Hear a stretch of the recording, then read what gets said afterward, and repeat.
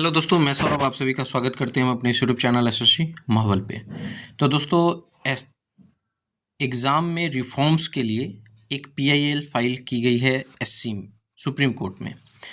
अब ये जो आपका पीआईएल है, ये किसके वर्सेस किसके है, ये भी मैं आपको इस वीडियो में बताऊंगा। और इस पीआईएल का क्या कितना इम्पैक्ट पड़ेगा अपने इस सीजीएल एग्ज़ाम में, क्या वेंडर जो चेंज करने की बातें हैं, क्या इस पीआईएल से वेंडर चेंज होगा, और क्या हमारा सीजीएल और डिले होगा। और डिले इन द सेंस कि अगर आप देखोगे तो एसएससी ने कहा है कि फर्स्ट वीक ऑफ सितंबर में हम पेपर लेने वाले हैं।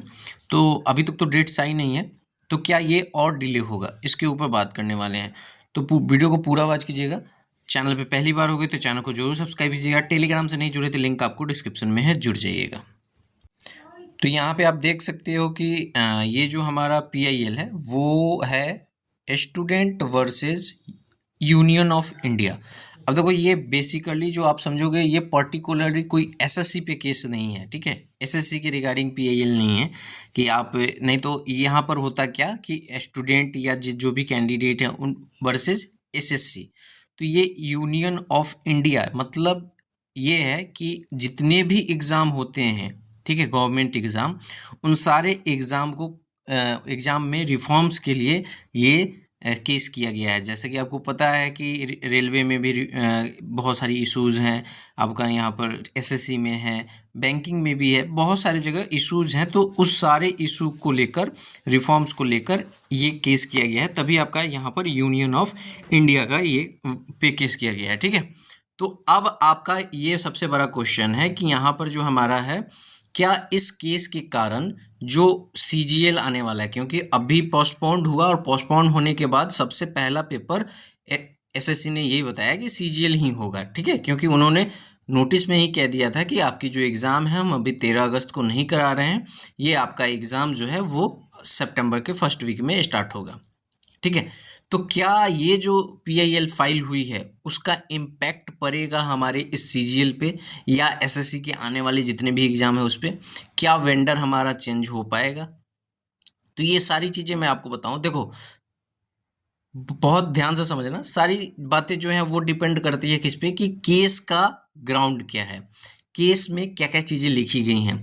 केस में अगर एसएससी के बारे में ज़्यादा यहाँ पर चर्चा है कि एसएससी का जो भी चीज़ें हैं, तो ये डेफिनेटली इम्पैक्ट डालेगा, ठीक है। अगर आप समझो वहाँ पे केस में ऐसा है कि एसएससी का ज़्यादा वहाँ पे चर्चा नहीं है, तो मे बी नहीं डालेगा। लेकिन जैसा कि आपको पता है, जिन्होंने ये पीआईएल फाइल किया है वो एसएससी के ही टीचर हैं, तो एसएससी की टीचर है और उनके द्वारा पीआईएल फाइल हुई है, तो डेफिनेटली कुछ ना कुछ तो एसएससी के बारे में ही होगा।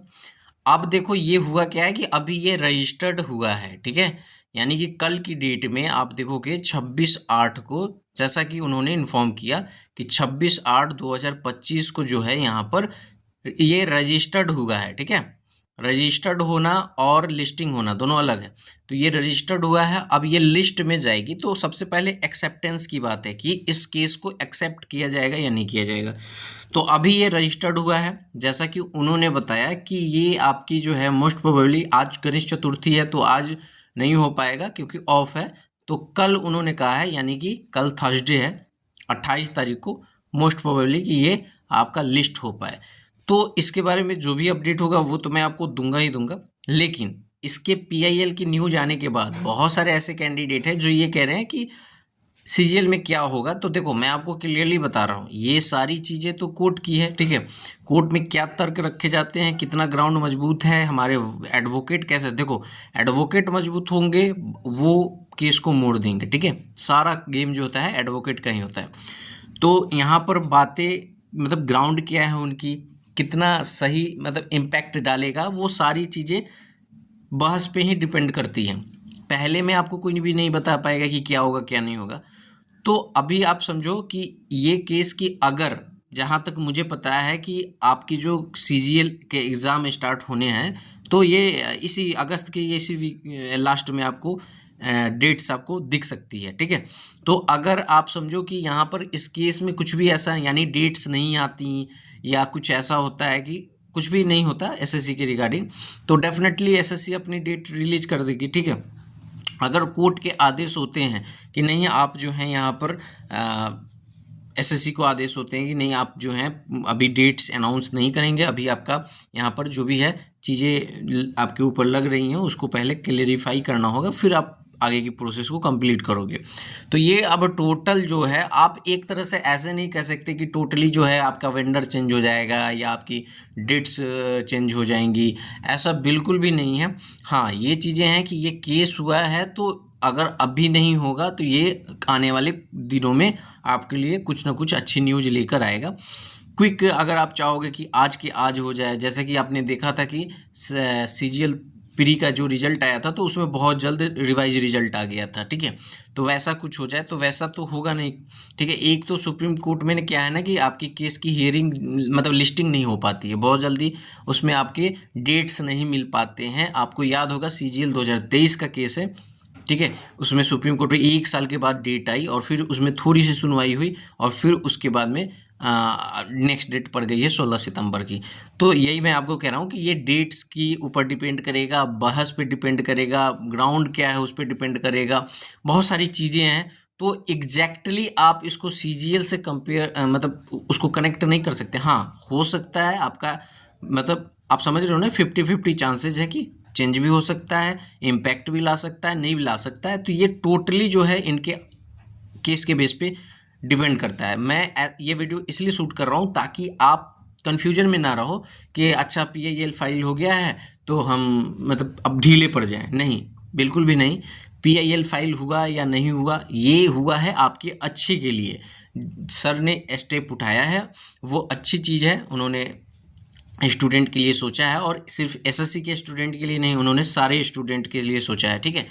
तो क्योंकि कॉमन बहुत सारे स्टूडेंट भी होते हैं, तो यहाँ पे जो है आपका ये सारी जो चीज़ें हैं वो कोर्ट के हियरिंग पे डिपेंड करेगी। अब इसकी लिस्टिंग पे सबसे बड़ा क्वेश्चन है, जैसा कि सर ने कहा है कि कल हो जाएगा 28 को, लेकिन एग्जैक्टली कल हो पाएगा नहीं हो पाएगा, इसी बीच में सीजीएल डेट आ जाएगा। और जहाँ तक मुझे पता है कि एक बार एग्जाम स्टार्ट हो जाएगा तो फिर उसे होल्ड करना मुश्किल है, ठीक है। एक बार एग्जाम हो जाएगा ना स्टार्ट कि आपका एग्जाम ऑन गोइंग हो गया, शेड्यूल हो गया, एग्जाम स्टार्ट हो गया, उसे शेड्यूल उसको होल्ड कर देना बहुत मतलब मुश्किल काम है, ऐसा यूजुअली नहीं होता है, ठीक है।